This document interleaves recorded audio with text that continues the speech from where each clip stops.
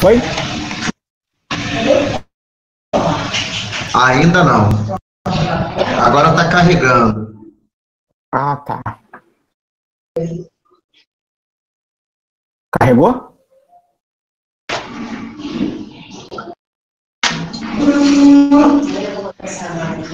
Só um minuto, Aldir. Tô aqui arrumando um pouquinho aqui o posicionamento.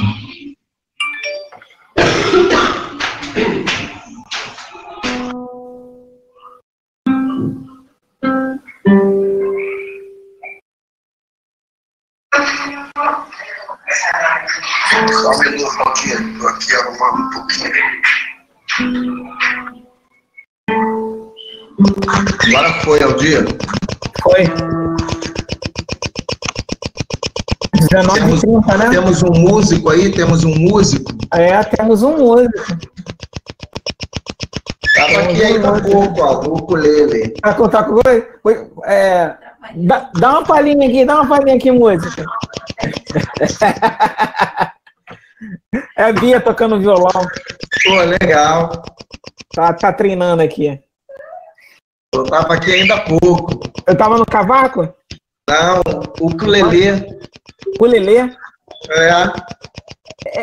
É tranquilo de tocar, mano? Cara, não é difícil, não.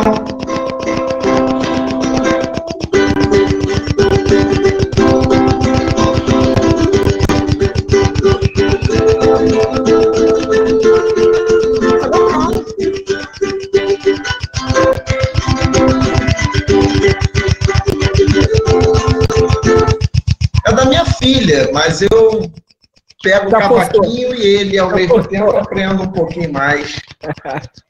Ah, beleza. Eu combinei com os meninos 19h25 para eles entrarem. Maravilha. Aí já estamos testando aqui. A gente pode deixar o microfone fechado e a câmera, e aí entrar. Tá ok. Tá ok. Quando tiver tudo pronto, você me chama aí, Aldir. Tá ok. Vou aproveitar, vou mexer aqui um pouquinho na revista, uns 15 minutinhos aqui para dar uma acertada nela. Beleza. Tá ok? Qualquer coisinha é só me chamar aqui, o som tá aberto. Valeu? Ok, então. Um abraço. Até já. Até já.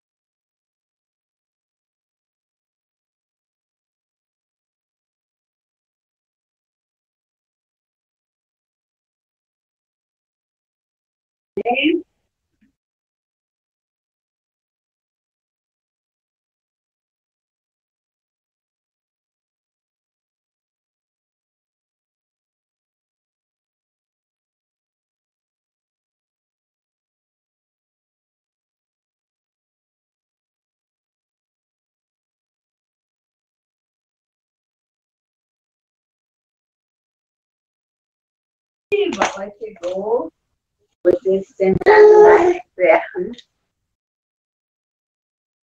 Olha.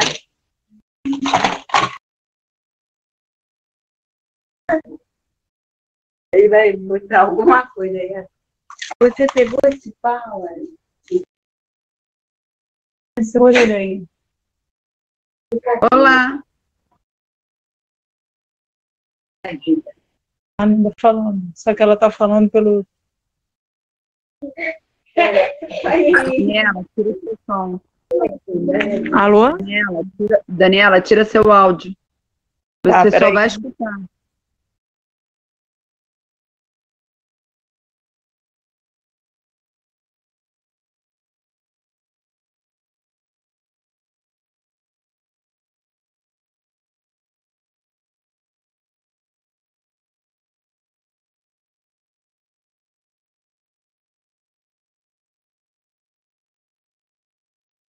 Olá.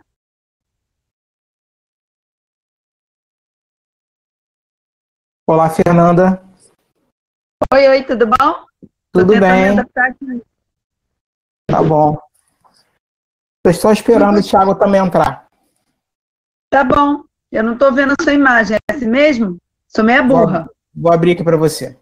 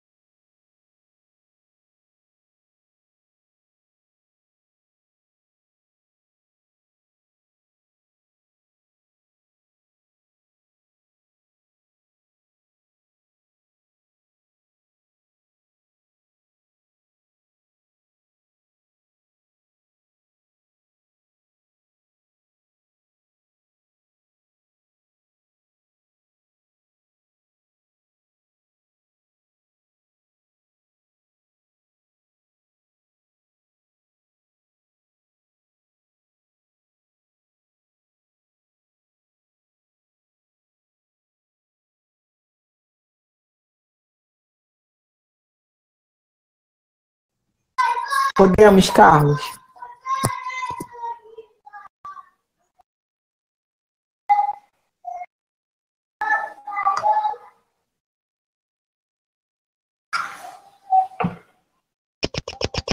Aldir, quando você quiser iniciar, é só falar.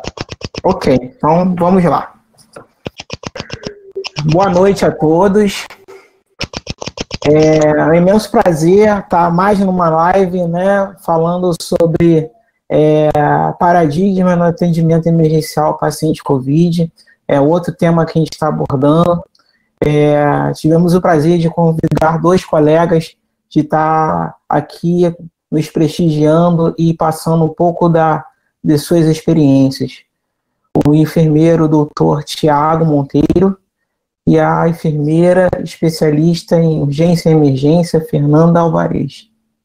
Obrigado pela presença de vocês, obrigado também pelo convite de ter aceito e estar aqui conosco nessa noite de quarta-feira. A gente está falando de um tema bem atual, né, no qual estamos tendo atualizações todos os dias, né? Cada dia há uma circunstância nova, né? Então, essa questão de a gente estar até conversando com os colegas através das lives, mesmo da gente interagir e trocar experiências. Esse é o momento nosso, a gente está trocando experiências, cada um dentro da sua realidade, né? E então vamos estar conversando sobre esse atendimento emergencial. Posso conversar com você, Tiago? Abre o seu microfone. Sim. Pode falar.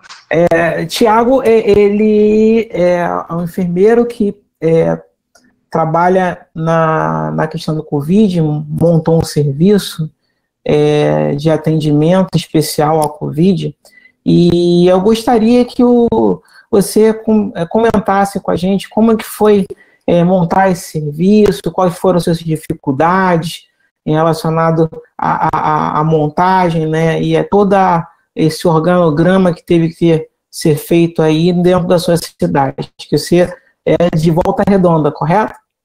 Eu sou de Vassouras, que é do lado de Volta Redonda. Perdão, ali do lado. Nada, tranquilo. Então, gente, boa noite. Eu gostaria de agradecer o convite, né, agradecer ao dia, professor Carlos, né, eu cumprimento a Fernanda, prazer conhecê-los.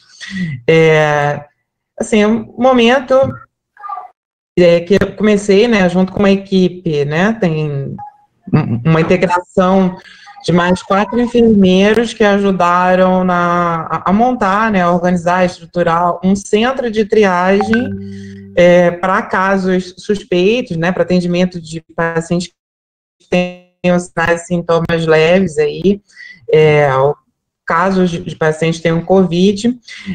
Foi, assim, de início, uma proposta bem complexa, né, porque a gente, assim, em março, início de abril, ainda estava conhecendo um pouco mais, né, sobre a doença, então a gente teve que estudar muito, ler muito, ler a nota técnica, né, só ver aqui o número dela, número 21, né, da Secretaria Estadual de Saúde, né, que fala sobre a montagem, né, dos centros de triagem, o que deveria ser o básico para os centros de triagem, né. Só para a gente pontuar aqui, os centros de triagem têm uma finalidade de promover aí, o acolhimento e o atendimento de pacientes que tenham sinais e sintomas leves, né, que possam, precisam ser investigados aí, que possam ser de Covid, e que eles tenham um direcionamento o mais rápido possível ali para os cuidados, né. Então, nós começamos inicialmente estudando aí a nota técnica e estudando mais sobre a Covid. Na sequência foi pensada a estrutura, né? O que a nota técnica propõe é uma estrutura com consultórios, né? Tem uma equipe multiprofissional, com técnico de enfermagem, enfermeiro, médico, né? Um auxiliar administrativo. Só que nós montamos uma estrutura maior do que o proposto, né? A gente fez adequações de acordo com o que nós identificamos de necessário aí para atender as demandas do serviço ali no centro de triagem.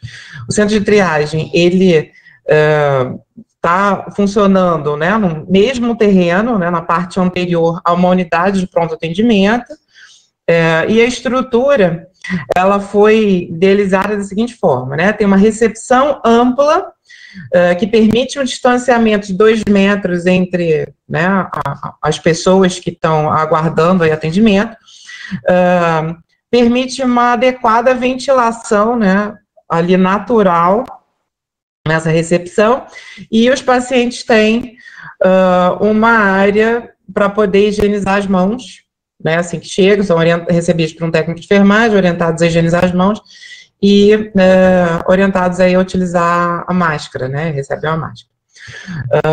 E nós montamos, né, uma estrutura com um consultório para o técnico de enfermagem, um consultório de enfermagem para o enfermeiro,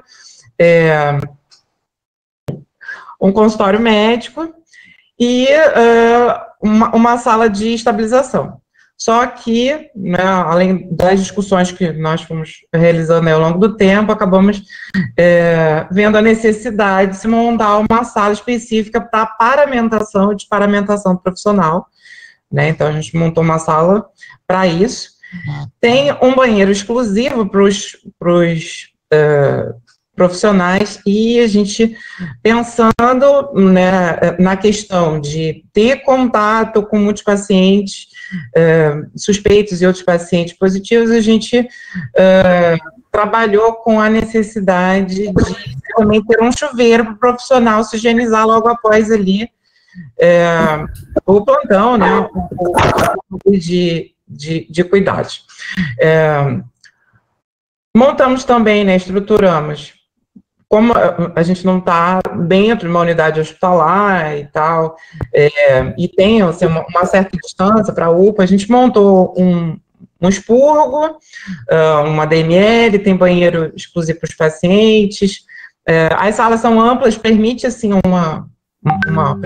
permite manter a privacidade, né, de forma adequada durante os atendimentos, e nós montamos também uma sala que é feita a testagem, né, feito teste rápido nessa sala, tem uma copa e também um almoxerifado e uma farmácia, né, porque a gente está localizado, né, numa área que é um pouco distante, por exemplo, do almoxerifado, da farmácia central ali para fazer a reposição de medicamentos e materiais necessários aí para o atendimento. Então, a estrutura inicialmente foi montada dessa forma, e ela tem, né, uma saída da sala de estabilização, uma saída direta para a sala vermelha da UPA. Então, todo paciente que tiver ali uma gravidade, precisar de um atendimento emergencial rápido, a gente tem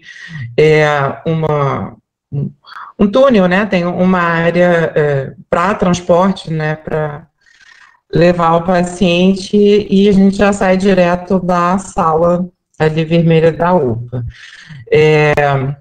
A estrutura, assim, a gente teve um cuidado muito grande de idealizar e organizar, no sentido de manter um bom fluxo, né, para entrada, atendimentos, saídas com orientação e também para direcionamento para os cuidados emergenciais aí necessários. Na sequência, né, a gente organizou capacitações para a equipe, né, a equipe é composta de 4 médicos, somos 3, né, enfermeiros, sendo uma rotina, né, e os outros somos plantonistas, e 2 técnicos de enfermagem de plantão, 2 profissionais, né, da área de limpeza por plantão, e a gente fez treinamento, capacitação, assim, desde higienização das mãos, a questão, né, de paramentação, desparamentação, quanto aos fluxos todos de como o serviço ele ia funcionar, né, de como é que ele ia rodar, como é que seria, quais seriam as atribuições de cada um, e também quanto às necessidades de cuidados aí eventuais, né, uma oxigenoterapia, intubação, etc.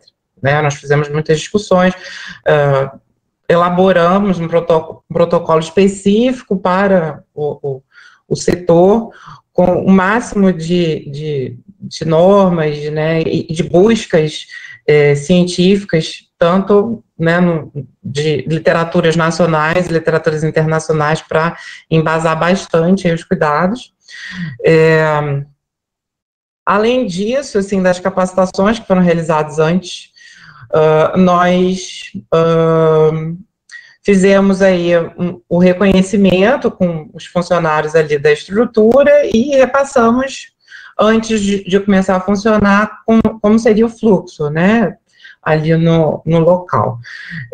Então, quanto à estruturação, a organização em si se deu dessa maneira, né? Foi bem complexo, como eu falei assim, porque a gente teve que pensar numa série de detalhes, de cuidados, assim, e buscando muitas informações na literatura, de diversas literaturas, para conseguir, né, costurar ali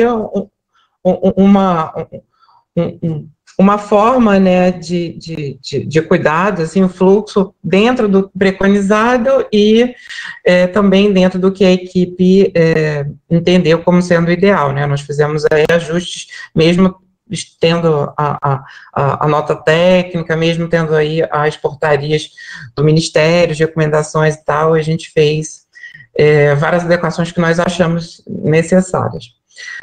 Então, quanto à estrutura, foi isso, assim.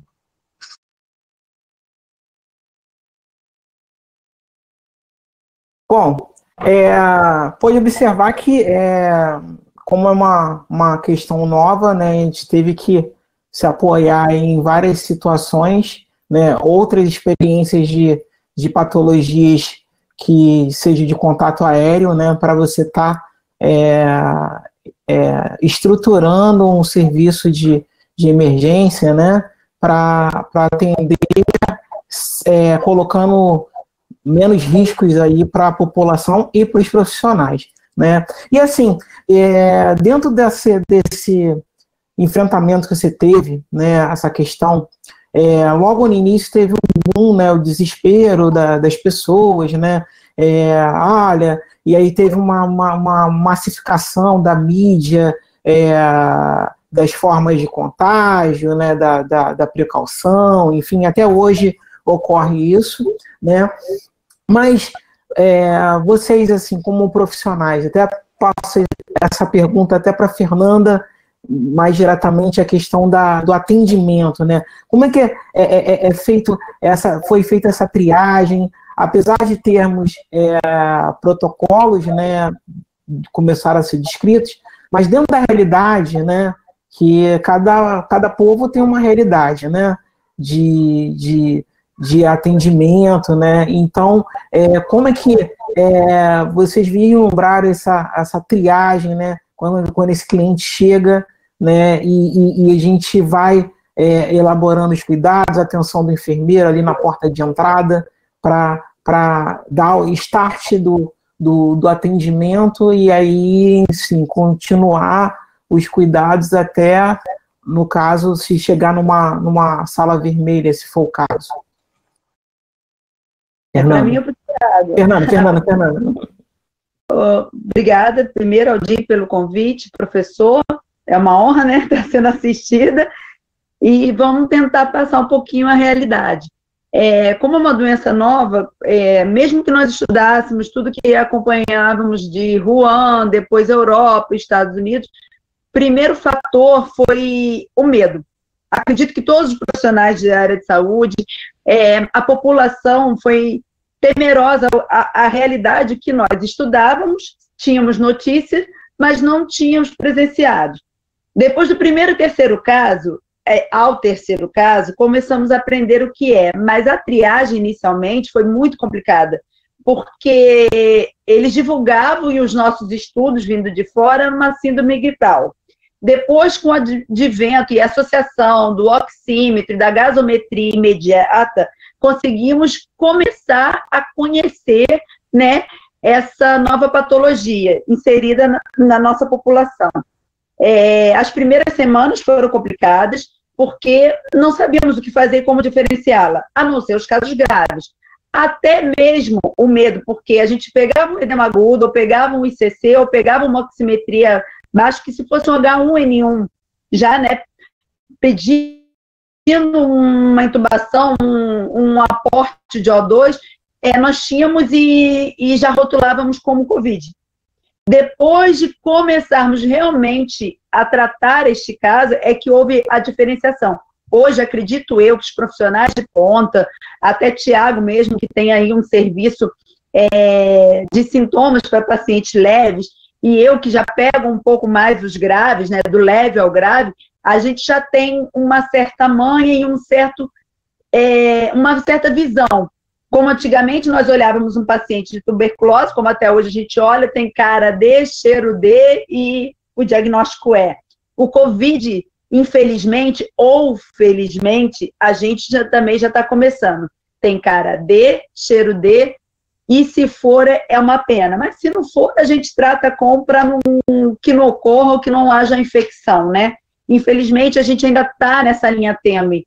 Nós não podemos diagnosticar a falta da testagem rápida, a falta de conhecimento do vírus está se modificando muito rápido, a nossa comunitária ser muito mais agressiva, essa cepa que infelizmente afeta a América Latina, principalmente o Brasil, eu vejo e percebo que ela é muito mais grave do que as outras. Enfim, o contato diário, né, uma globalização, não só pela própria doença, como uma vertente nova da educação também nossa, né? Que é o estudo aqui hoje, pratica ali amanhã no seu plantão, ou pratica ainda hoje online no plantão, né?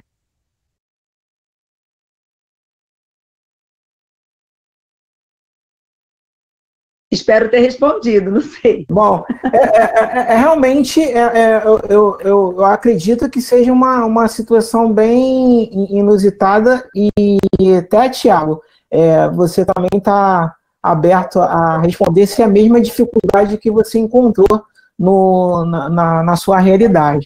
Porque como é uma patologia nova, como a Fernanda falou, né, a gente vai trabalhando, né, e aí vai adquirindo a expertise, né, a manha, enfim, a mão ali para olhar e falar assim, olha, eu não tenho teste rápido, mas eu sei que né, vamos tratar como fosse. Se não for, a gente pelo menos pecou por excesso, né, uma realidade. E qual é o perfil desses clientes, assim? Eu gostaria de saber dos dois, né? Posso até conversar com você, Thiago? Qual seria esse perfil desses clientes? Como é que ele chega? É cliente que ele tem uma faixa etária específica, ou tem as comorbidades que o pessoal comenta muito, que são agravantes, ou incidência maior em homens ou mulheres, enfim. Como define para a gente aí, dentro da experiência de vocês, do atendimento ali, corpo a corpo, qual é esse perfil de cliente que vocês atendem? Vou comentar aqui um pouco da realidade, né, que eu estou vendo, né, só para sinalizar, estou no interior do Rio de Janeiro, né, aqui eu estou percebendo que a maior parte das pessoas que a gente está atendendo são adultos jovens, na faixa etária de 30 a 60 anos, uhum. E a maioria, assim, do que eu tenho visto, sem comorbidade. Tem, sim, muitos casos de pacientes que eu já atendi, né, hipertensos, de pacientes diabéticos, mas por incrível que pareça, assim, o grupo que eu menos atendi até agora foi de idosos. Também, assim, já atendi crianças, né, adolescentes, mas a maior parte, assim, do grupo está nessa faixa etária. E aqui, né, apesar de já terem algumas discussões aí, né, rodando, aqui o que eu tenho percebido, estou identificando, né, pelo levantamento de relatórios que a gente tem feito, que são mais mulheres mesmo. A maioria dos pacientes está chegando bem, com pouquíssimos sinais e sintomas, às vezes com perda de paladar e olfato por 2 ou 3 dias, quando a gente testa o paciente, né, tá lá, o resultado dele é positivo. Muitos profissionais, né, de área da saúde, né, dentre esses técnicos, enfermeiros, médicos, mas técnicos, né, e enfermeiros, até porque profissionais de outras áreas. Profissionais de serviços de limpeza também, né, da área de de limpeza hospitalar, e também serviço de nutrição dietética, né? Os profissionais que são copeiras também, bastante. E, no geral, assim, do máximo, assim, que eu já atendi, de paciente mais grave, um paciente que estavam com baixa saturação, e esses sim, tinham comorbidade, paciente que já tinham feito cirurgia cardíaca, né, com hipertensão, diabetes, assim, quadros mais graves, mas a maioria do que eu tenho atendido são casos, né, como eu estou citando, de pacientes adultos jovens, né, com poucos sinais e sintomas, alguns, assim, referiram ter tido febre por pouco tempo, com melhora, outros com perda parcial de paladar ou de olfato, tem variado muito. Eu peguei também alguns casos, né, poucos casos, mas de pacientes que tiveram surdez. Eu até não identifiquei isso ainda na literatura, né? Não sei se vocês já leram alguma coisa sobre, mas pouquíssimos sinais e sintomas, assim, como tem sido colocado, né? A gente tem visto muito na literatura aí a questão da saturação, etc., né? Mas com essas questões mesmo, como eu falei. Perfeito. E você, Fernanda, qual o perfil aí que você encontra no seu atendimento, que é atendimento de UPA, né, que a gente tem toda uma característica do perfil da clientela que adentra a UPA, né, então define, assim, dentro da sua experiência, qual o perfil desse cliente que você atende, na maioria das vezes? Eu concordo muito com o meu amigo Tiago, entre a idade, né, variação entre 25 a 60, mas já tivemos lá idosos de 85 a 90 anos, que precisaram de aporte respiratório, até pela idade, complacência, enfim, mas nós já tivemos, tá, 2 jovens, na faixa etária homem, lá a comorbidade, 0, quase nenhuma, mas homem, mais do que mulheres, idosos também, sempre, porque a minha UPA está localizada no bairro relativamente de uma população já idosa, mas mulheres, eu vejo as mulheres não tão graves, né, no momento quando ela passa dos biotipos, no qual precisa de um aporte de oxigênio mais acentuado, digamos assim, do tubo, né, do que os homens. Os homens realmente são a maior faixa etária e que agravam mais rápido também. Não sei explicar o porquê, mas e questão também, criança, lá não tive nenhuma positivada pelo PCR. Eu ainda não consegui pegar nenhuma criança e nem agora com essa nova, né, sintomatologia e sinais para criança que é a síndrome de Kawasaki. Eu ainda não vislumbrei através da anosmia, né, que parece ser, né, olha, pela infelicidade, agora um sintoma nosso, da nossa comunitária, não foi relatada nem na China, nem na Europa, nem nos Estados Unidos, mas já com uma variação neurológica levando a encefalite e meningite. E em cima de estudos que eu pude ver, nós pegamos 2 casos lá, que eu até brincava com a coordenadora, não é, e provavelmente o PCR dele vai positivar, né. Também é um dado muito ruim para a gente, que eu não posso te trazer uma estatística, se esse PCR, os dados, eu não tenho teste rápido disponível, como você, Thiago. Então, ainda dependo do PCR, dependo de levar para o LACEN, para que ele me devolva. Então, às vezes, o quadro clínico que você olha, eu tive 2 quadros lá relacionados a encefalite e a meningite.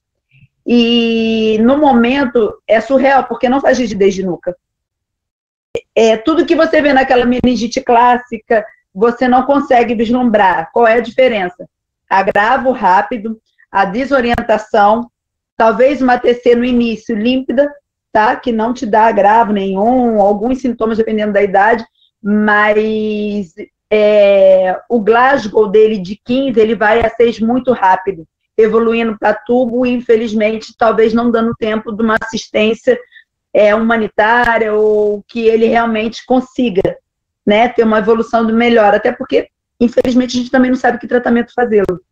mas já tivemos 2 casos desse lá, que eu vislumbro aí uma nova vertente, até porque eu procurei estudos, né, para que a gente trouxesse, eu pudesse trazer algum dado aqui. Eu só vi um caso descrito, e no qual o líquor do paciente foi límpido, tá? Depois que fez a punção, a tomografia também cerebral dele foi límpida, a torácica é que apresentou síndrome do vidro fosco, mas o PCR foi negativo. Olha só que interessante.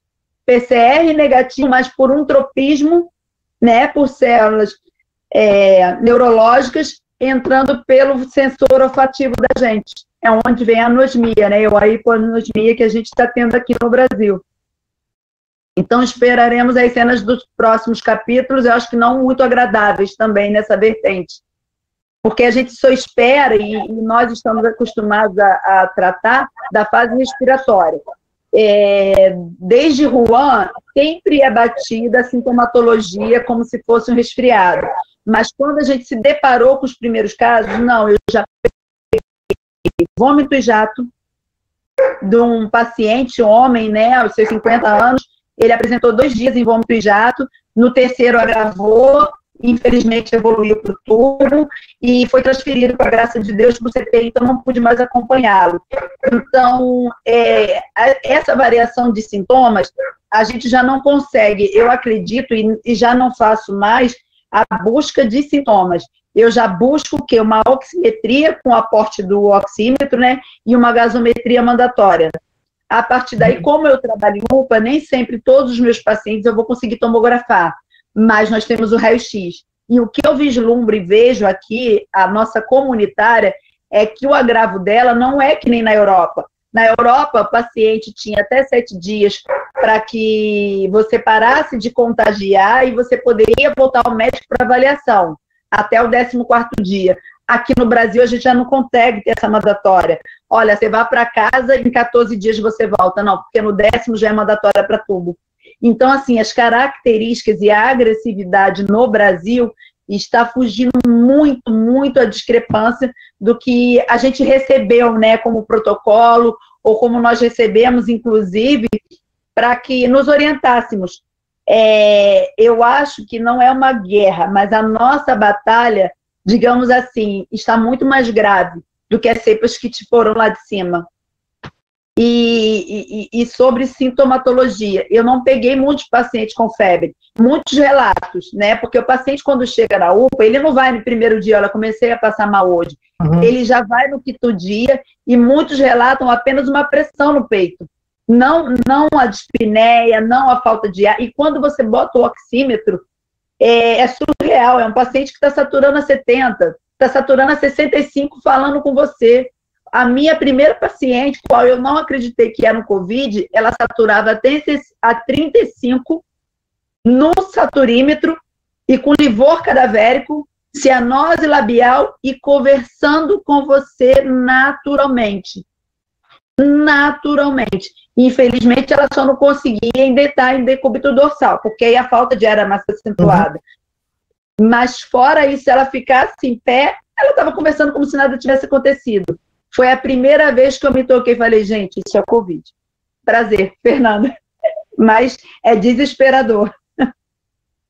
Não, e detalhe que parece ter a síndrome que acontece com o alpinista, né? De hipóxia. Né? Ele está respondendo, né? Ele acha que está nas funções mentais, mas ele está em hipóxia severa, e aí a montanha vence ele, porque ele acha que vai poder subir um pouco mais ou descer, e nesse momento aí ele cai por hipóxia e acaba ficando na montanha, não conseguindo ser resgatado. É muito característico que acontece com o paciente em hipóxia severa, né? E é bem interessante o relato de vocês dois, porque partindo da prática, né? Da prática, nós temos um viés aí de pesquisa muito grande, né? Que a gente precisa quantificar isso daí, né?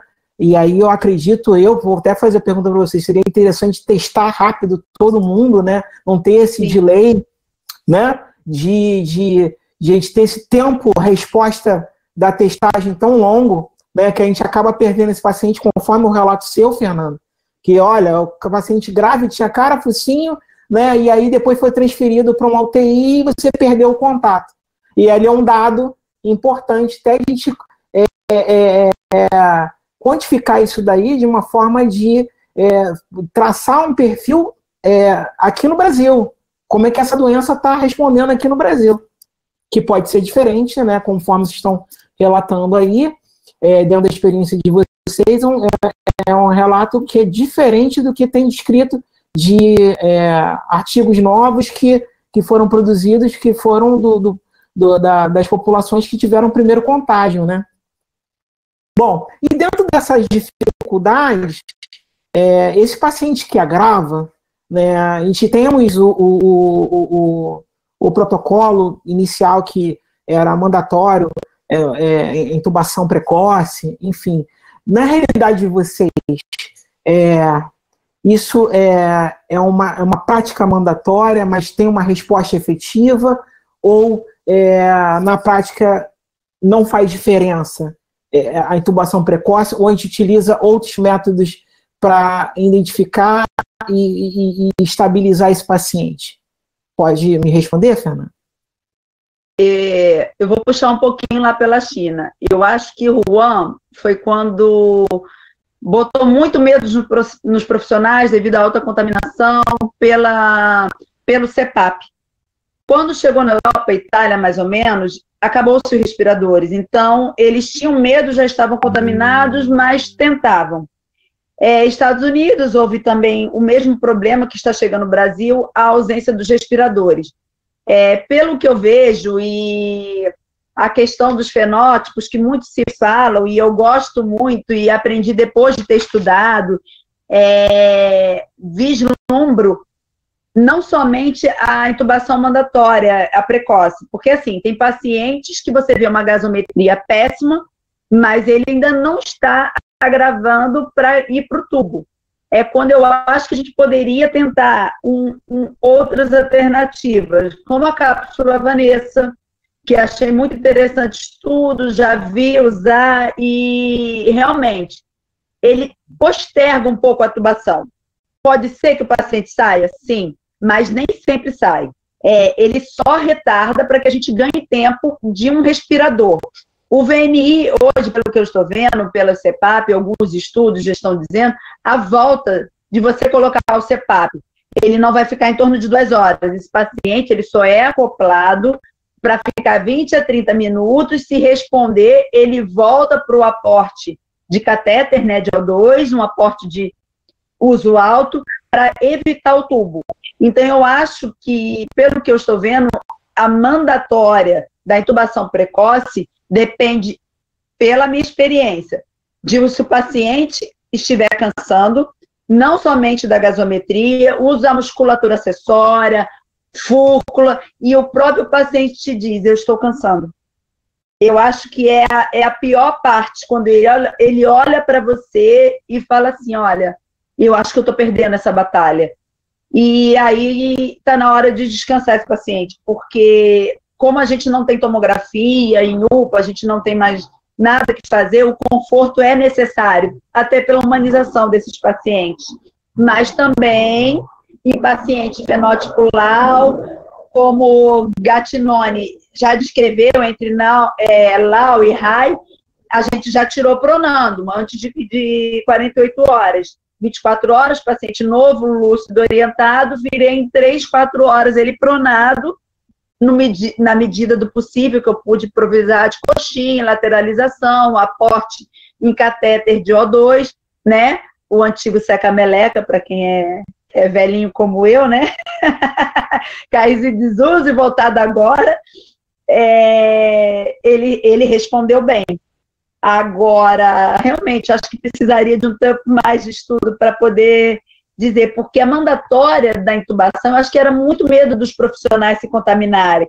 A carga viral, eu sou muito fã, depois dos estudos de carga viral, da contaminação, ser em prol disso. Mas se o profissional de saúde, como eu vi uma palestrante da Reddor, né, até do Copador, intensivista, falando, você quer instalar um VNI nesse paciente, não mais pela falta do respirador, mas pela tentativa dele responder e evitar o tubo, avisa essa equipe, tira a quantidade máxima de 3 a 4, não expõe muitos os profissionais de saúde e tenta. Eu sou a favor, sim. A cápsula Vanessa, que foi muito utilizada e ainda é utilizada no Amazonas, ela tirou muito para paciente do tubo. Acredito que você tem a linha tênue. Hoje, a mandatória da intubação precoce é a visão já, né, o cheirinho a cara do profissional, a expertise do profissional de enfermagem, que está acostumado tanto a lidar com aquele paciente, de tanto ver os casos, já consegue fazer essa triagem numa sala amarela, numa sala vermelha, de dizer, olha, aquele ali tem grande chance de sair e aquele ali com certeza vai evoluir, é questão de horas. E essas horas, que é a bendita hora ouro do trauma para qualquer doença, que quer que seja, ela é hora ouro, ou do tubo ou não.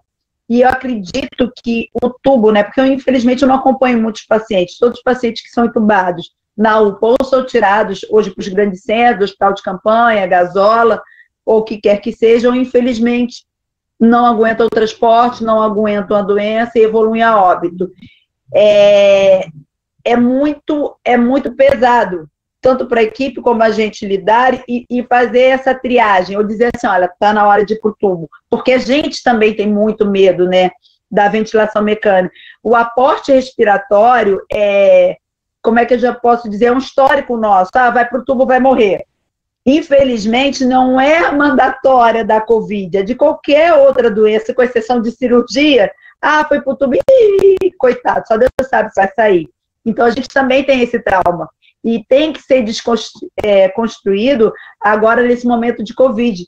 E tentar mudar o paradigma. Não, o tubo é somente um aporte ventilatório para que esse paciente consiga batalhar, né, com essa doença hematológica que é bem complicada, né? Até a gente saber que era hematológica, quantas pessoas foram para o tubo? Quantas pessoas foram acopladas indevidamente com o PIP errado? Quantas pessoas, por medo ou o que quer que seja, botaram um CPAP, mas não sabiam que também era Covid e se contaminaram? Então, isso existe uma história, como você falou, é um campo extenso a ser verificado. Graças a Deus eu trabalho numa UPA, mas que todos os profissionais de lá são comprometidos com estatística, com coleta, sim, de material, e a tentativa de a gente ajudar todo mundo agora. Todos os profissionais passaram a ser pesquisadores, querendo ou não, né? Porque nós estamos numa linha de frente, daqui a uns 5, 6 anos, pode ser, eu vislumbro isso, né? Que eu sou do tempo do Ronca, sou do tempo do livro, de papel biblioteca para estudar, porque eu estou cheio de make na cara. Então, assim, isso daqui a algum tempo vai ser, eu vou abrir o Google e vou ver o que é Covid, vou ver qual é a mandatória da medicação, e a gente está aqui vivenciando esse estudo online da globalização, tanto da doença como a globalização do ensino. É bem interessante. E o Tiago, você também compartilha dessa mesma experiência e, assim, até puxando mais, dentro da sua unidade, há algum incentivo, ou mesmo até por iniciativa própria, que você, doutor, de estar coletando esses dados para pesquisas, porque realmente, assim, é um momento, né? É um momento mundial, né, no qual nós estamos fomentando informações, né? Informações, conhecimentos, e é tudo muito dinâmico, né? O que você aprende agora já é utilizado daqui a pouco, né? O que você aprendeu na semana passada já está desatualizado, né? Como é que está sendo a sua perspectiva ali dentro da sua unidade? Se tem, às vezes, eu sei que temos, às vezes, problemas quando a gente tenta iniciar uma pesquisa, os embates, né?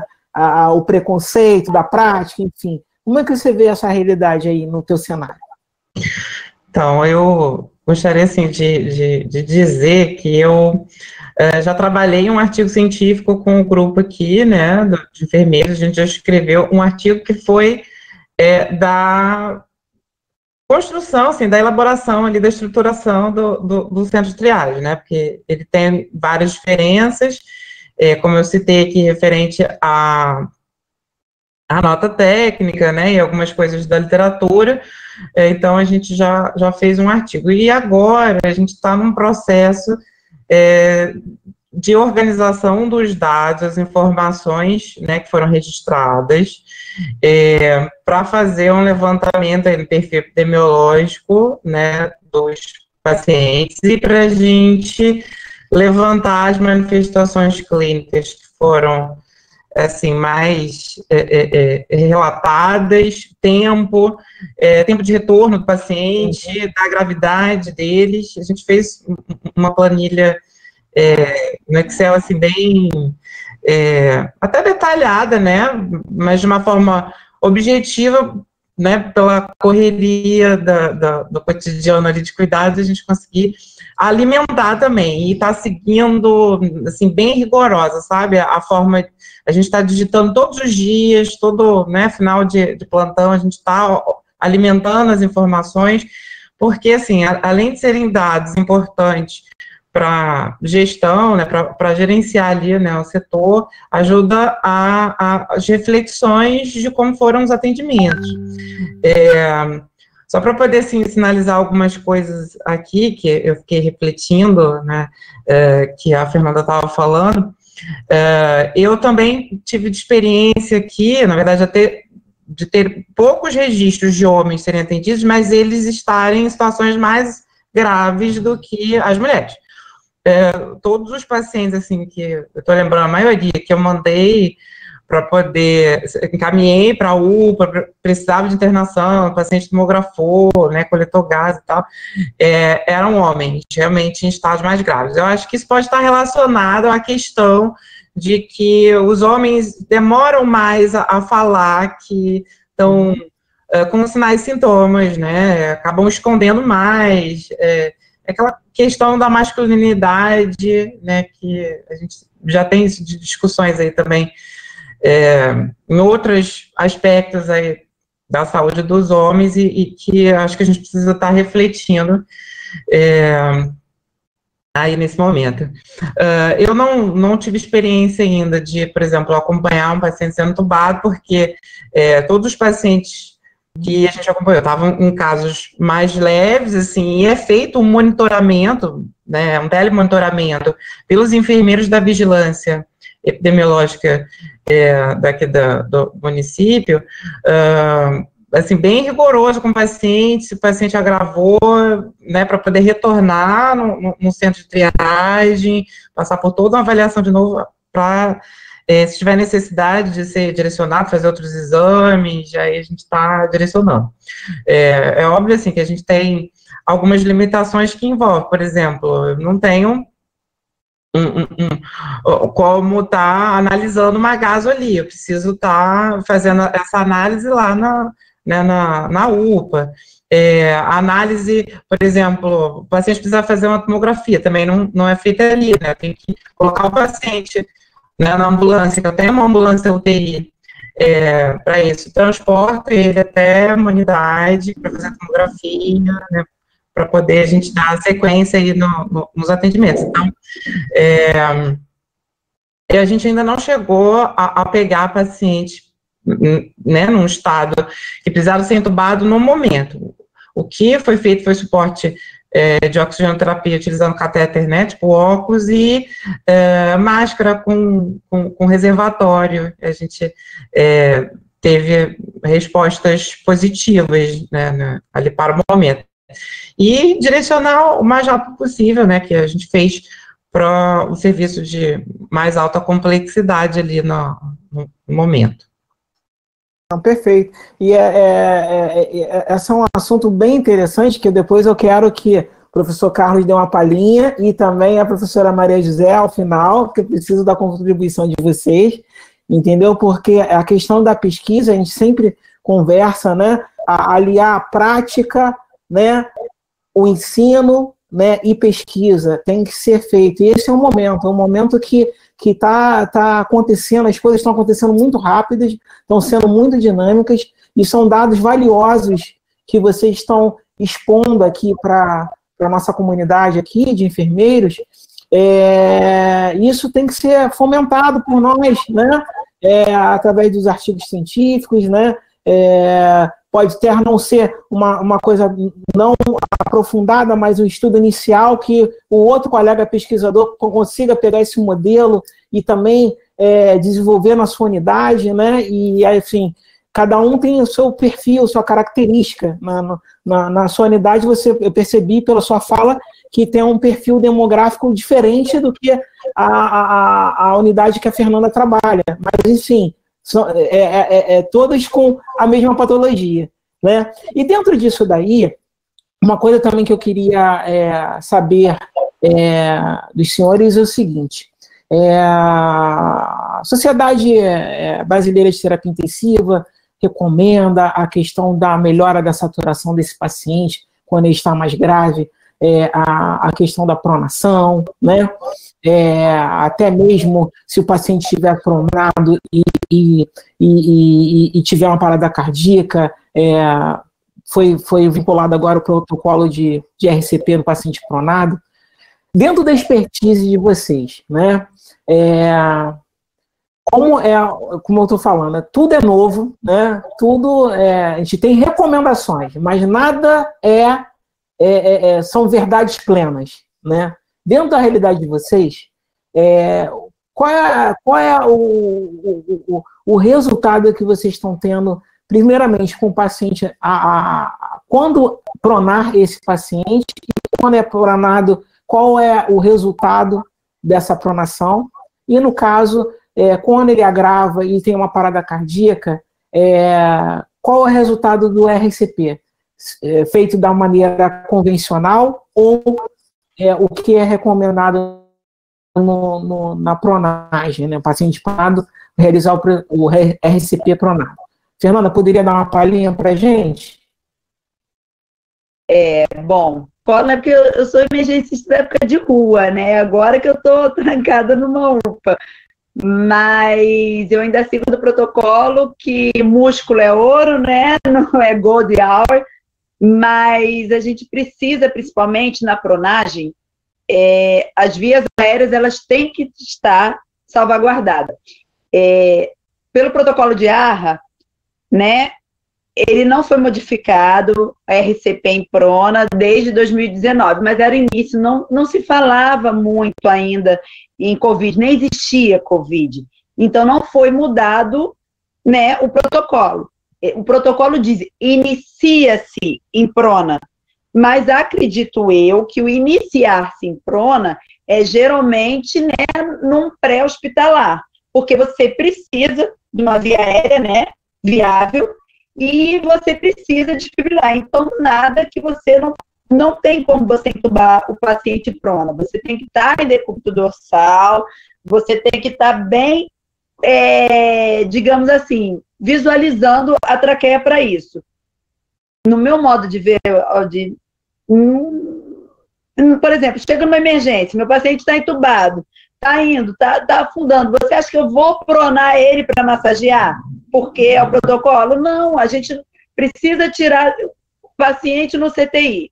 Ele tem vários dispositivos, quando se prona esse paciente, ele já tem uma queda hemodinâmica, uma queda de respiratório para adaptação em 30 minutos, isso já é um fator de agravamento. O paciente, infelizmente, covidário, ele já sofre uma chuva de citocina, que já afeta coração, pulmão. Então, assim, isso tem que ser avaliado. O paciente em prona já está em prona, isso em CTI. Acredito que quem seja intensivista, quem esteja realizando essas técnicas, poderia até dar uma palhinha melhor, mas na minha visão emergencista, nunca será. Eu não vou entubar um paciente, né, e virá-lo para poder massagear.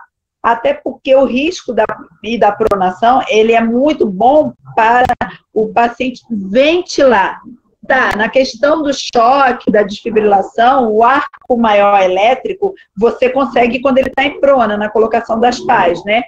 mas massagear e todos os restantes dos protocolos, eu acho que em decúbito fica mais viável para a gente, porque a pronação, principalmente os primeiros estudos que sejam para RCP, não para ventilar esse paciente, na questão de você facilitar, como é que se diz, a recrutabilidade pulmonar dos alvéolos, a RCP, para mim, precisa ser na forma antiga, porque por via de contaminação, e quando você intuba esse paciente, já é a regra mandatória da intubação rápida, você acoplar no ventilador.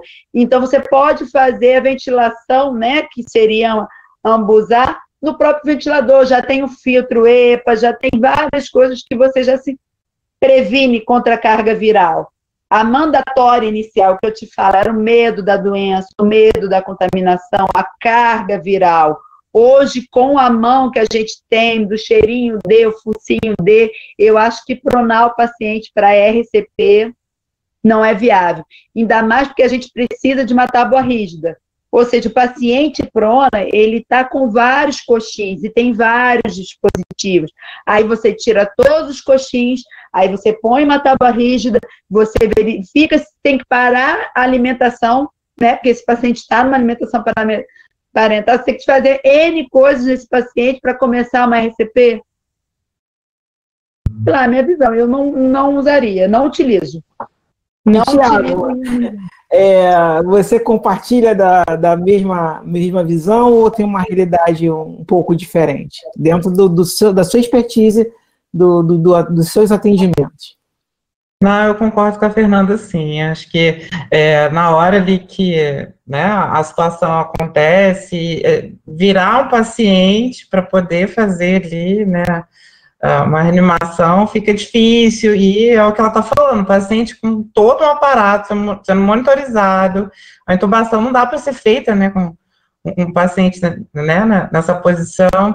Então, eu super concordo com o que ela está falando, assim, é uma coisa que realmente a gente precisa refletir muito, porque apesar de estar em discussões, em protocolos, né, em discussões internacionais, é uma coisa que é muito difícil, né, fica meio que inviável aí para nossas realidades aqui no Brasil. E fora também, assim, que eu acho que a gente tem que pensar, por exemplo, você virar um paciente, principalmente assim, paciente que tem comorbidade, paciente que é obeso, igual a gente já teve aqui, né, a situação, você precisa de mais gente para poder estar mobilizando esse paciente, né, e a gente, no momento, está com muita dificuldade de ter profissionais para poder também estar fazendo os cuidados, né, tem muitos profissionais adoecendo, se afastando, né, então, eu entendo que é bem complexo e compartilho totalmente com o que ela colocou, né, eu acho que é uma situação que a gente precisa refletir bastante aí. Até retomar mais um pouquinho? Posso retomar? Porque, assim, para você fazer uma pronação, você precisa de 5 a 6 pessoas. Numa RCP normal, você já entra com 4 a 5. Hoje, com Covid, eles mandam você reduzir a quantidade de pessoas nessa RCP para o nível de contaminação. Então, a posição supina, né, a gente consegue diminuir com uma comunicação de alça fechada, a gente consegue cada um fazer um pouquinho a mais do que seria o quarto ou quinto elemento no conforto. Já se eu precisar pronar, eu numa equipe de UPA, emergência, eu não tenho 5, 6 pessoas dentro de uma sala vermelha para que eu possa pronar esse paciente. Então, já passa a ser inviável pela minha quantidade de profissionais. Que a escala, a questão da escala. Antigamente, a gente fazia uma escala que dava um mês. Hoje, você faz uma escala que não dá uma semana. Porque tem gente que se afasta, tem gente que se afasta por medo, tem gente que se afasta por doença. Então, assim, fica muito complicado, né? E fora que, infelizmente, a gente já sabe que uma PCR num paciente, eu odeio esse termo, mas que é muito utilizado, né? Paciente covidário, é complicada a reversão, porque ele já chegou extremamente fatigado a todos os órgãos, né? Infelizmente, eu vi pouco, acho que eu não vi nenhuma volta de nenhum paciente que a gente tenha entrado em uma RCP, uma PCR e tenha voltado. Infelizmente. E é triste porque o relato que vocês estão tendo, que a gente segue protocolos internacionais, né? A gente praticamente nem questiona. E são realidades diferentes, né? Onde são criados os protocolos, existe uma realidade de saúde diferente da nossa, que a nossa é bem peculiar. Já no natural, a gente já trabalha com uma equipe reduzida, né? E esse tipo de cliente demanda em muitas horas de trabalho beira-leito da enfermagem. E é uma questão que, realmente, como a Fernanda falou, pronar, você dispor de 6, 7 profissionais ali para realizar, às vezes você não tem isso no total da equipe, né? E tratando numa questão emergencial, é bem complicado. Eu gostaria de abrir as perguntas, mas eu queria começar primeiramente pelo professor Carlos Roberto. Professor Carlos, quero abrir para você para a gente estar realizando pergunta aqui para os nossos convidados. Professor, não está saindo o som.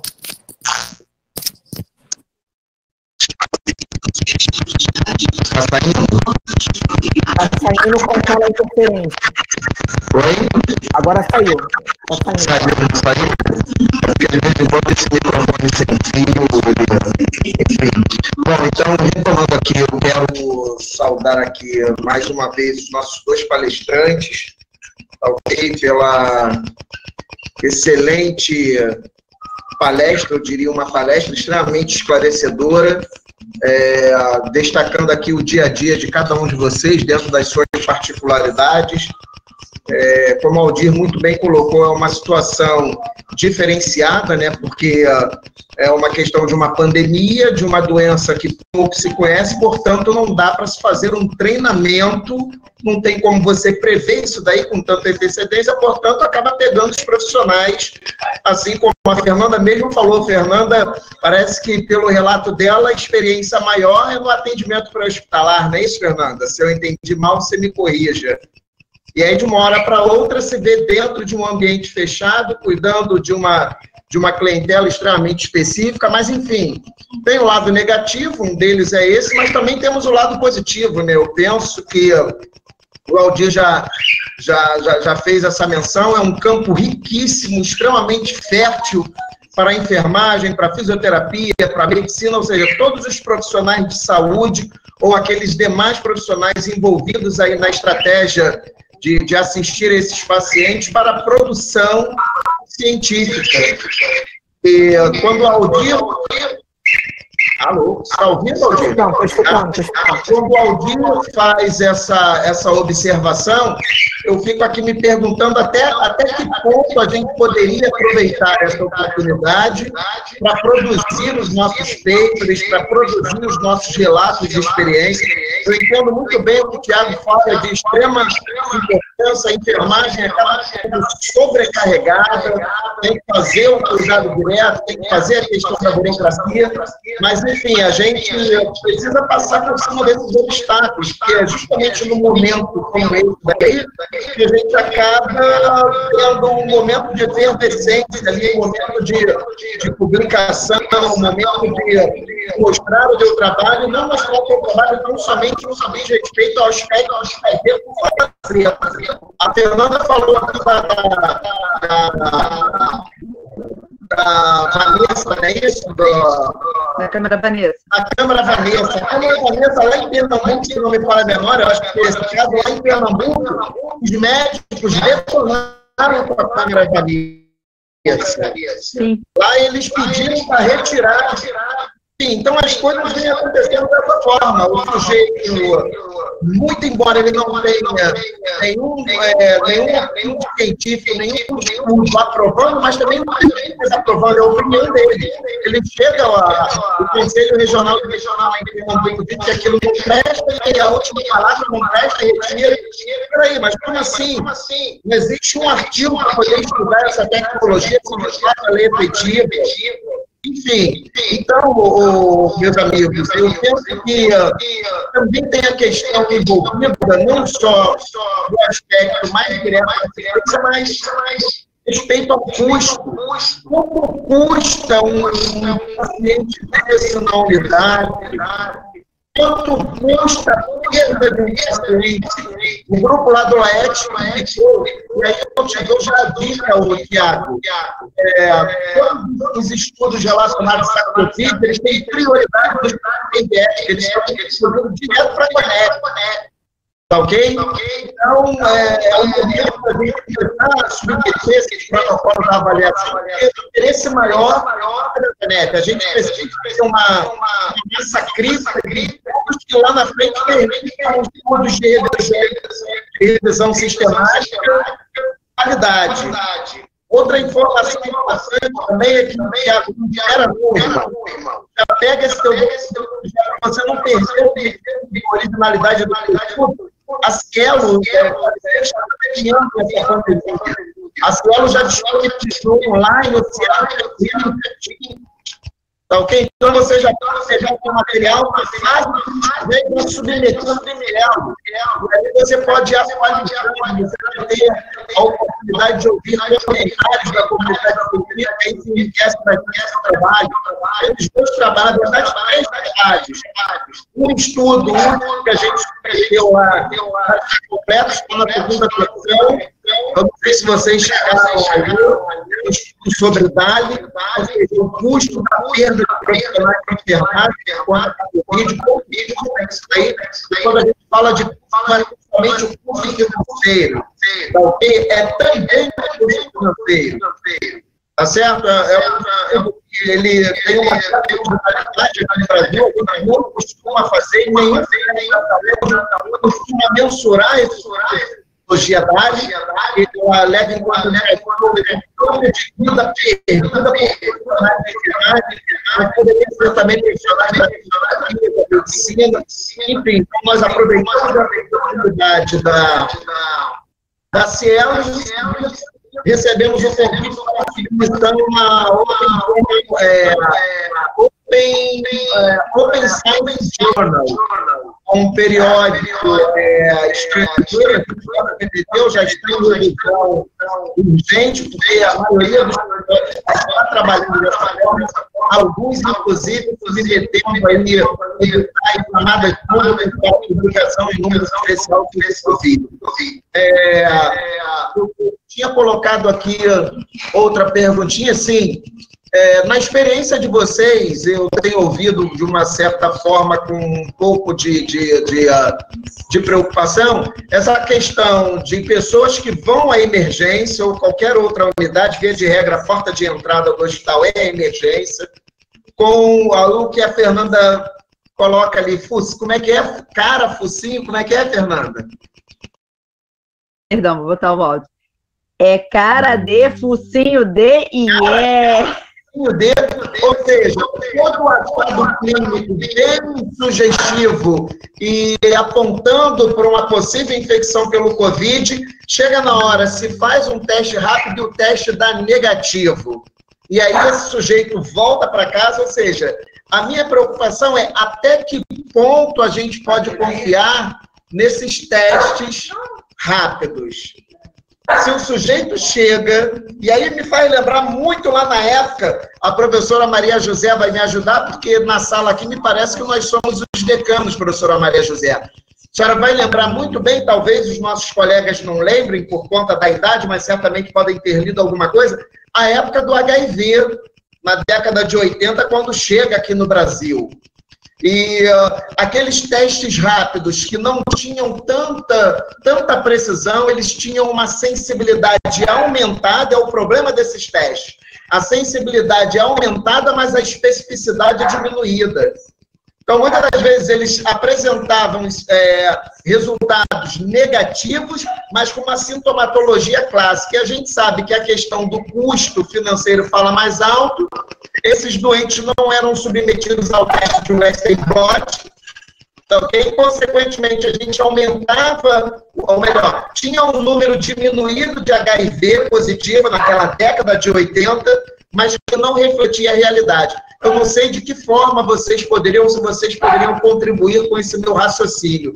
Como é que vocês fazem isso na unidade de vocês? O sujeito testa negativo, com toda a sintomatologia clássica, vai para casa e é isso. A recomendação de retornar, como fica essa situação? Queria um pouquinho de vocês. Posso falar? Vamos lá. Nós, no início, por exemplo, do PCR, né, que era o SUAB, muitos que a gente olhava, focinho D, cara D, positivava para H1N1, mas não positivava para o COVID. Estranhamente, a sintomatologia, às vezes, dava vidro fosco, a questão da urina, que ela é bem característica, nós não acreditávamos. Só que nós começamos a perceber, a especificidade não pegava o RNA do COVID, mas sim como se fosse uma inflamação, uma infecção. Então, alguns testes, você precisa de uma carga viral de 35%. Eu tive um colega enfermeiro que no mesmo dia ele fez o teste rápido e coletou o PCR. O teste rápido negativo, o PCR positivado 3 dias depois. Então, a gente ainda está nessa luta também de ter a certeza de algum teste. Infelizmente, pelo que eu vejo, prova e contra prova, está difícil. Eu até sou espantada, porque assim, desde que começou essa história, eu brinco, eu sou um serzinho de outro planeta, porque meu teste, o meu SUAB foi negativo, né? E meu teste rápido também foi negativo. Gente, eu trabalho em vermelha, amarela, lidou com Covid assim muitas vezes, e, gente, sou o único serzinho que não vai cair. Então, eu mesmo já começo meio que a questionar um pouco dos testes, até porque a Anvisa liberou variedades de testes. Como é que você tem a certeza? É a nossa cepa, outra? Eu sempre bato nessa tecla. Os testes que estão vindo, ele pega um RNA lá de fora, da chinesa, da italiana, da americana, mas e o nosso? Eu ainda não vi nenhum teste brasileiro. Será que... eu não sou infectologista, desculpa até a minha ignorância nessa parte, realmente, mas eu questiono, será que não está na hora da gente também ter um testezinho nosso? Será que é por isso que não se pega? Será que a carga viral tem que estar extremamente alta? É complicado. Eu vejo muito falso positivo e muito falso negativo também nesse momento. Você levantou, Fernando, uma coisa que é bem interessante mesmo, até pela questão tecnológica, né? De fomento disso daí, de termos a nossa tecnologia, desenvolver a nossa tecnologia para a questão dos testes, porque acredito, eu também não sou da Infecto, mas acredito que a cepa aqui no Brasil esteja se comportando de maneira diferente, né, dentro da nossa população. E esses falsos positivos ou falsos negativos, né, só vale dizer que nem meu professor Enéas falava, a clínica é soberana. Sim. Sempre, é mandatório. Né? Então, quem domina a clínica, dependente de ter tecnologia por favor, é só um instrumento, né, para confirmar o que ele já está observando, né? Professora Maria José, eu acredito que a senhora queira falar, né? Principalmente eu percebi que quando nossos colegas falaram do perfil do homem, né, no seu atendimento, né, eu vi o brilho no seu olhar, que a senhora queria falar alguma coisa sobre isso. Professora? Está aberto. Liga o microfone, por favor. Está ligado o microfone dela, Aldir? Ligado? Não está não. Professora, o seu microfone... Só um momentinho. Carlos, tem como habilitar o microfone dela?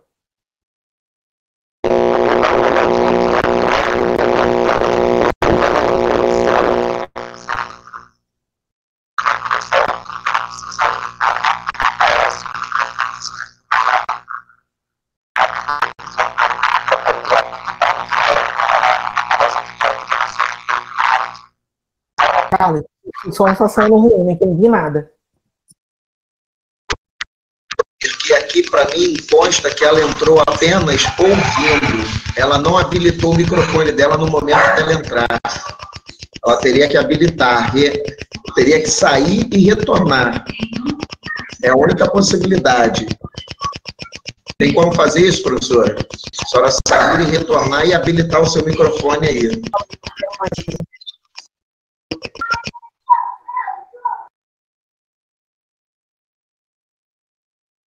Gente, eu posso falar um pouquinho da minha questão? Enquanto isso, pode falar, Thiago. Pode falar. Referente à questão do teste. Então, a gente aqui está mantendo também muito forte a avaliação clínica, né?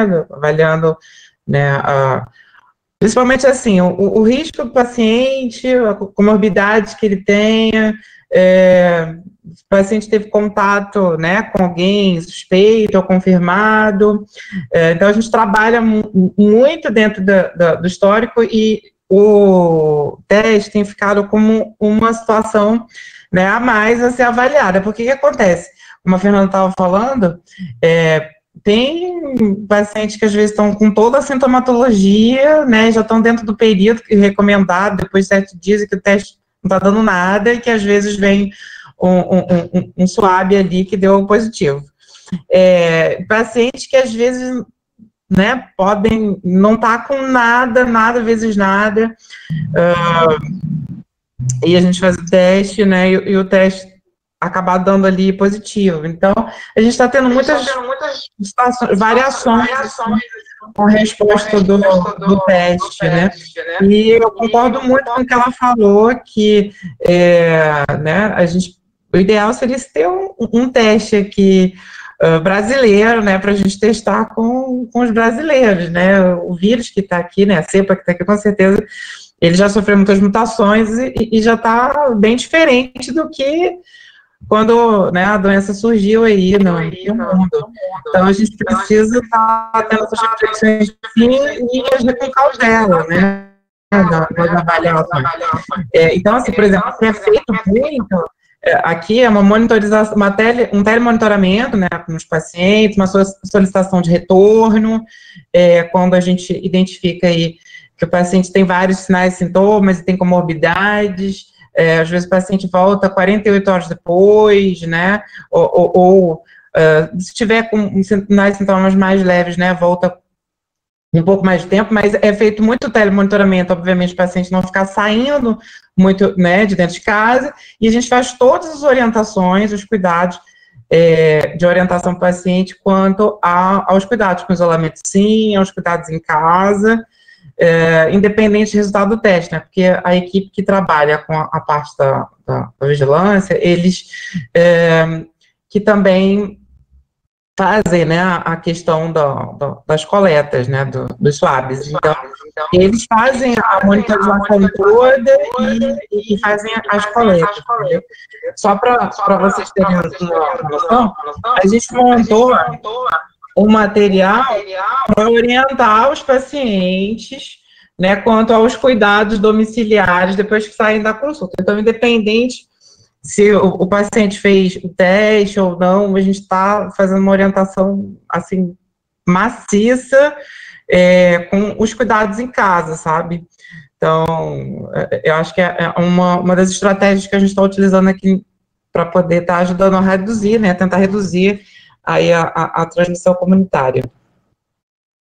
Perfeito. Quanto a professora Maria Gisela não entra, eu posso já começar lendo algumas perguntas que já estão aqui para a gente. Tem a pergunta aqui da Juliana para você, Thiago. Como são tratados os fluxos dos pacientes imunodeprimidos ou oncológicos na sua unidade? Bom, assim, o fluxo é o mesmo que os outros pacientes estão passando. A única questão que vai acontecer é que eles têm uma priorização ali em relação ao atendimento, mas o fluxo é o mesmo, né? O paciente tem que chegar, o técnico de enfermagem ele faz a primeira abordagem, o paciente higieniza a mão, né, coloca a máscara, é feita a coleta, ali a verificação dos sinais vitais, né, a coleta das informações iniciais pelo técnico de enfermagem, segue para consulta com o enfermeiro, depois consulta médica. E se o paciente tiver necessidade de né, uma oxigenoterapia, medicação, ele vai para a sala de estabilização. Caso não, a gente faz aí as orientações.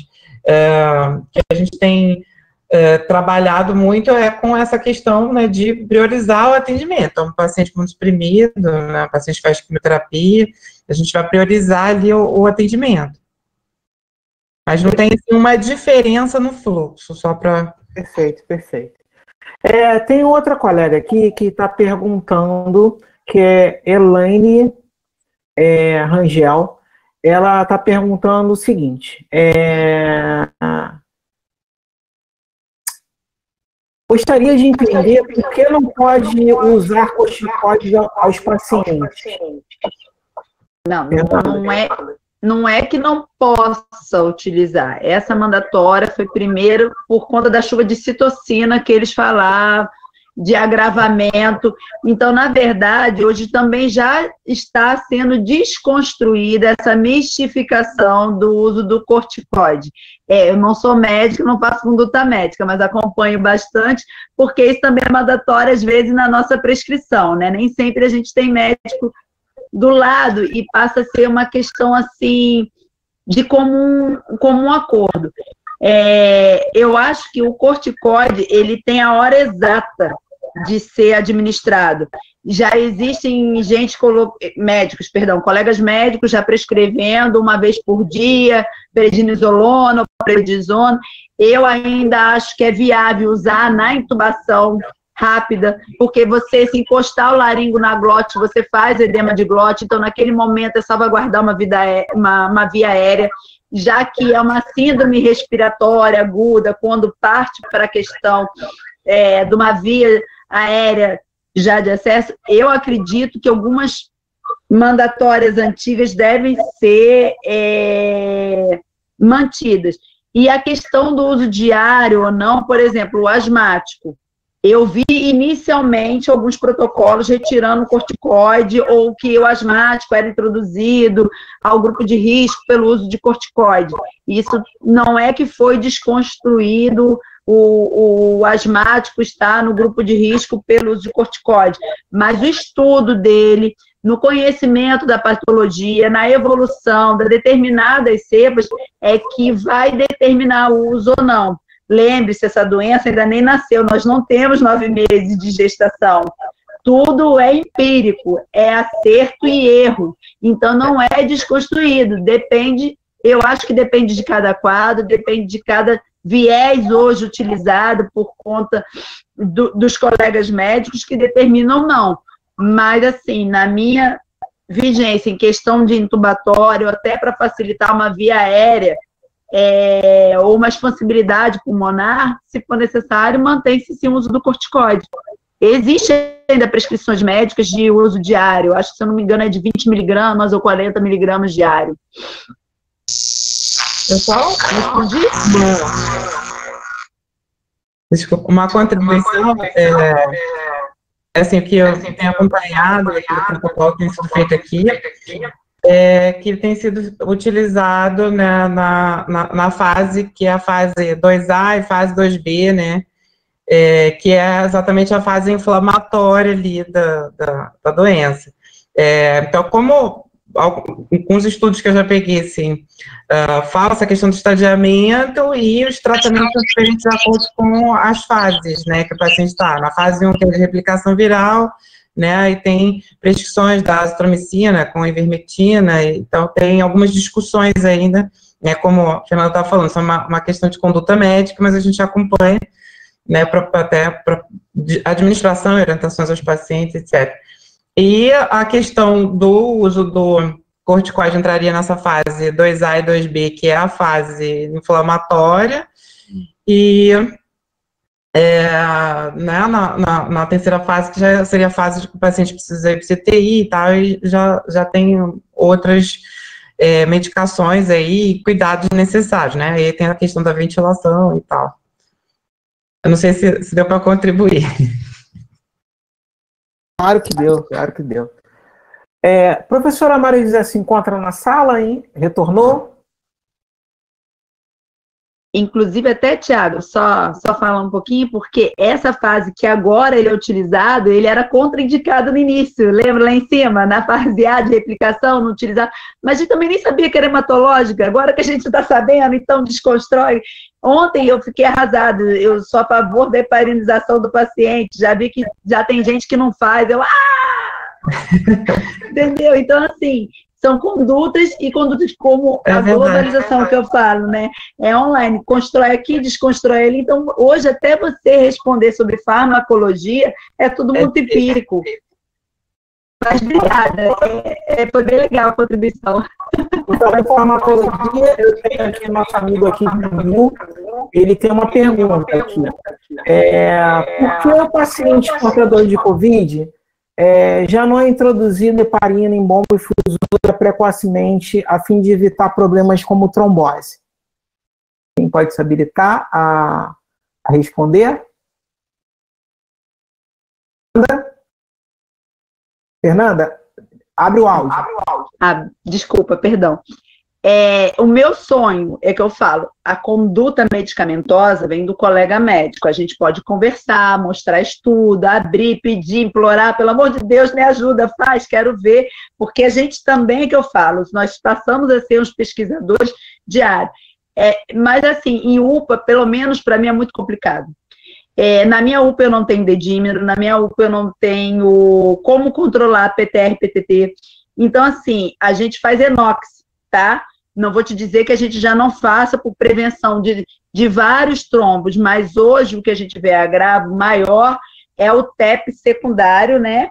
Pelo processo inflamatório, porque a gente já sabe que é uma doença hematológica. Mas a gente já viu boas respostas sobre isso. Agora, realmente, em hospitais particulares de grande porte, em CTI, eles já entram, sim, no Gasola já se faz, tá? Eu posso estar errada, mas eu tenho um colega que tira o plantão lá no CTI, que fala que eles já fazem infusão da heparina em bomba diária para que se mantenha e evite mais o processo de acúmulo do ferro no pulmão, nos alvéolos, do que mesmo para evitar o trombo. Fora isso, a gente mantém a conduta com enoxaparina de baixo peso para evitar também as outras comorbidades, que isso possa ser controlado em UPA, né? Tá?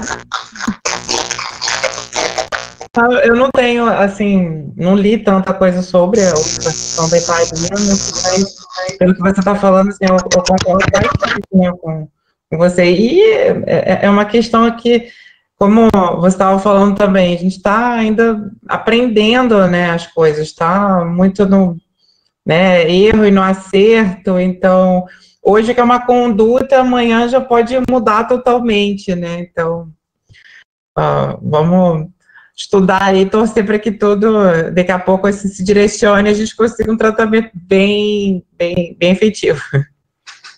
Fernanda, eu tenho uma pergunta. A enoxaparina que você utiliza lá na sua UPA a dosagem profilática, de acordo com o peso do paciente, ou uma sobredose? Porque alguns estudos aí que eu falo, tudo é novo, né? Alguns estudos falam que a dose profilática não seria não satisfatório, mas dentro da sua prática, como é que você responde? É profilática, é exatamente porque eu falo, eu não tenho, na verdade, o ideal seria, engraçado, né, que a gente faz quando o paciente chega infartado, a gente tem toda a prática de trombolizar esse paciente, a gente faz tudo, mas eu não tenho hoje PTT e PTR e o dedímero, que seria também uma das mandatórias da própria doença. Então, para eu infundir ou começar uma terapia de uma heparina, ficaria complicado. Por isso, passa a ser a introdução, né, como você falou, preventiva, porque esse paciente, como chega para mim num biotipo lá, que ele ainda está numa sala amarela, que eu consigo ainda transferi-lo para uma regular e ele ir para uma enfermaria, ele é um paciente que não precisa dessa heparina endovenosa, né? Você consegue começar a anticoagulá-lo para prevenção do agravo. Já o paciente da sala vermelha, que já seria o paciente para que você conseguisse coagulá-lo endovenosamente. Mas eu não consigo, então passa a ser dose, né, também de acordo com o colega médico, em cima de peso, de conduta dele, mas a princípio é preventiva para trombo. Respondi, Aldir? Respondeu com louvor. Tô tentando me comportar, ser mocinha, porque a gente que trabalha em emergência não é muito, né? Não, com certeza não. Pessoal, assim, eu estou encantado com a apresentação de vocês. No caso, que vocês trouxeram muitas coisas relevantes que não tem escrito, né? Pelo menos na literatura nossa, né? De estar fomentando com artigos brasileiros. A gente tem a literatura estrangeira, né? Do que foram os primeiros casos, enfim, né, que a gente fomenta muito isso, mas faço de novo uma ressalva de a gente estar unindo a pesquisa, né, à prática, né. O professor Carlos está aqui, coordenador editor-chefe da revista Cuidado é Fundamental, né, da Unirio, e tem muito mais propriedade de falar isso do que eu, mas nós precisamos pesquisar, precisamos apresentar esses resultados, né? Até porque, opinião minha, tá? O nosso sistema de ensino, após essa pandemia, com certeza irá mudar, né? Aquele sistema tradicional que eu aprendi, você, Fernanda, aprendeu, você, Tiago, professor Carlos, né, sistema cartesiano, né, o professor detetor do saber, né, e aí as informações, né, novas demoravam a chegar, hoje em dia ela já chega desatualizada, né, e até a nossa forma de aprender vai ser diferente. Hoje... Oi, professor. O áudio tá ruim, deixa eu...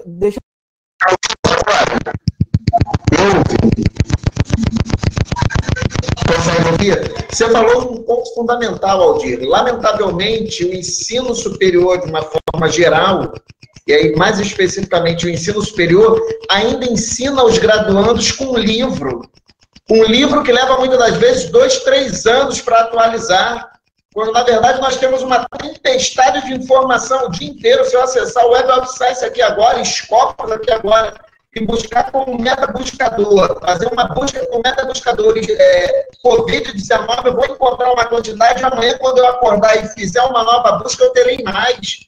E a gente ainda continua insistindo a ensinar aos estudantes usando o livro-texto. Isso é a coisa mais ridícula da face da Terra. Já teve um momento dele, já foi um momento. Hoje não dá mais. A informação na área de saúde, a atualização é numa velocidade absurda que os livros não conseguem acompanhar. Não é à toa que as editoras estão falindo, porque não dá mais para continuar com essa proposta de ensinar tão somente a partir de livro. Me perdoem aqui a interferência, mas eu não podia perder esse gancho. Ótimo gancho, professor, ótimo gancho. E continuando a falar sobre esse assunto, realmente é mudança de paradigmas do docente, né? A forma de ensinar, a mudança de paradigma do aluno, de ele aprender, né? Porque o aluno ele tem que ser ativo no seu aprendizado, né? Ele não tem que ser passivo, só de receber informação, ele tem que buscar. E isso daí vai lá atrás, né? É o sistema de ensino que vai ter que mudar como um todo. E aí a gente tem o advento da tecnologia, tanto que nós hoje estamos conversando, né, de uma forma online aqui, trocando ideias, vários colegas nos assistindo nesse momento, né, e trocando experiências, né, então tudo vai ser novo, a atualização até dos currículos, das escolas, né, vão ter que ser revistos, a forma de aprendizado vai ter que ser revista. Eu vejo também, peço até que, se estiver errado, o professor Carlos me corrija, a parte da prática também tem que ser revista, porque hoje em dia a gente tem o treinamento com simulação realística, né, que ainda é muito oneroso para uma instituição pública, quanto mais uma particular, mas é uma ferramenta fundamental na questão do treinamento com simulações que preparam o aluno para o ambiente real, ele já vir com conhecimento prévio e habilidades, né, para ele desempenhar isso daí, né, conforme o professor falou também, o professor Carlos, trabalhar em cima de livros, já demora para ser publicado um livro, a atualização mais ainda, né, fomentar esse aluno que, olha, a informação é periódica, né, que está de novo e trabalhando isso daí, até mesmo nós que somos alunos de pós-graduação, estrito senso, temos que nos mobilizar e é um conflito interno, porque a gente tem um histórico, né, dessa forma de ensino passivo, né, e a gente tem que ser ativo no aprendizado. Então, uma questão para a gente estar discutindo isso daí, revendo.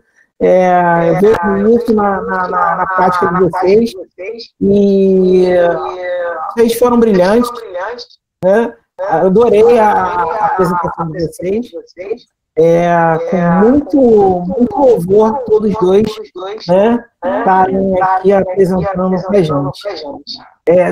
Gostaria de perguntar se tem alguém mais uma pergunta de última hora agora, para a gente fechar. Eu só queria dar um adendo sobre os profissionais, sobre educação também. Infelizmente, a gente está perdendo muitos bons profissionais. Eu sempre falei que se eu caísse, eu queria cair na primeira leva, porque eu ainda teria grandes profissionais ou pessoas de técnico, auxiliares antigos que estão caindo ou estão sendo afastados, para que pudesse cuidar, porque hoje a gente não tem o tempo que eu fui ensinada. Eu estudei tanto no livro, naquelas verdades dos professores, que quando ia para o campo, né, você parava, gente, agora é verdade. E o que estão fazendo é a mesma coisa, estão ingressando profissionais novos, recém-formados, e eu sinto pena, porque quando eu for velhinha, quando nós formos velhinhos, se nós não conseguirmos passarmos ou nos tornarmos quem nós recebemos aquela informação de que tinha paciência, nós vamos estar muito fritos.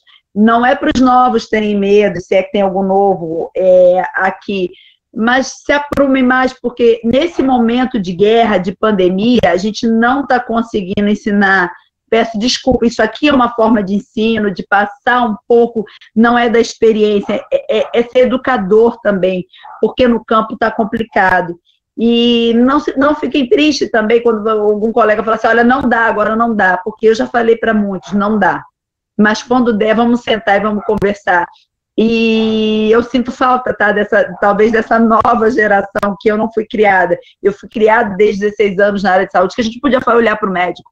Nossa, chegou o médico, chegou Deus. Hoje em dia a gente vira para ele, o que é que tu está falando? Então, assim, são paradigmas que eu consegui quebrar, mas que com a globalização está tudo muito diferente, gente. E eu estou sentindo, tá, essa discrepância, porque eu ainda sou do tempo do Ronca do livro. Só um adendo. É experiente, é bem experiente.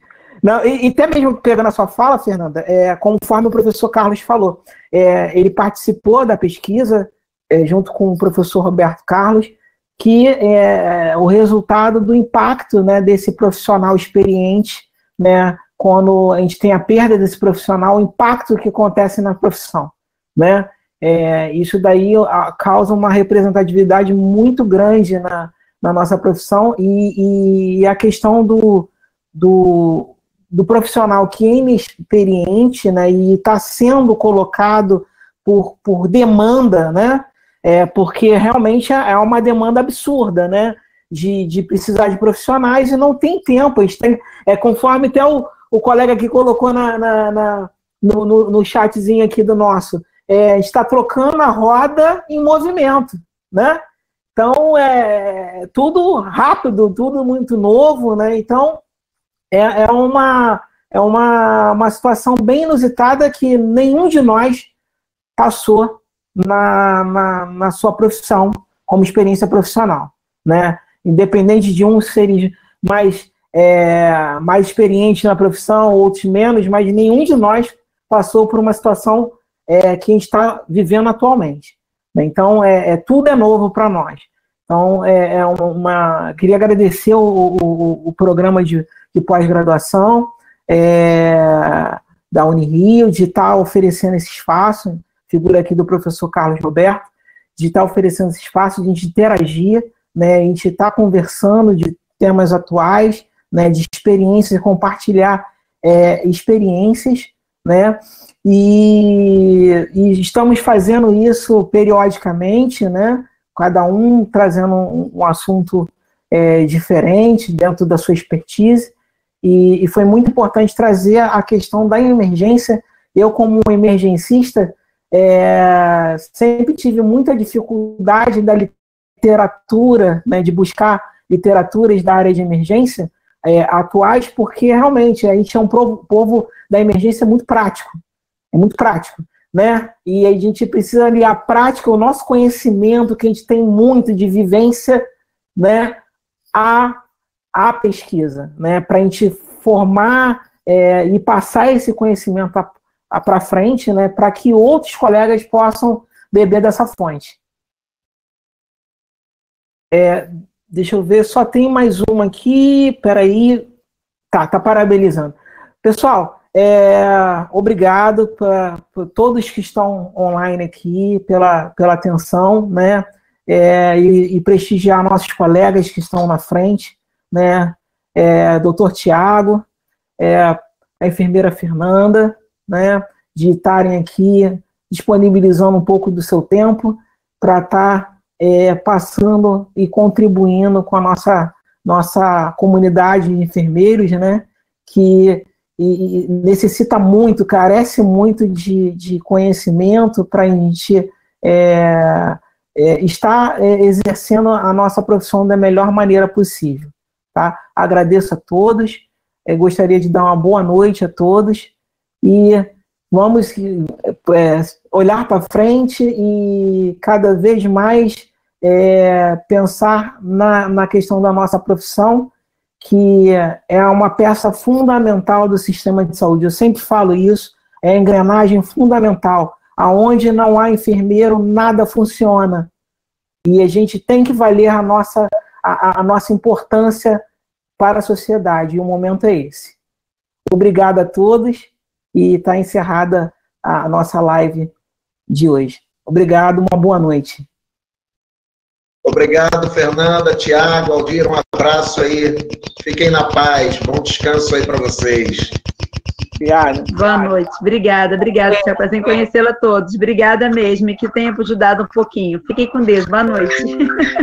Boa noite. Obrigado pelo convite, obrigado pelas trocas. Estou aberta aí também se vocês quiserem mais informações, querem trocar mais ideias, disponível para poder conversar, crescer e aprender junto. Também, obrigada. Fiquem com Deus. Tchau, tchau. Tchau.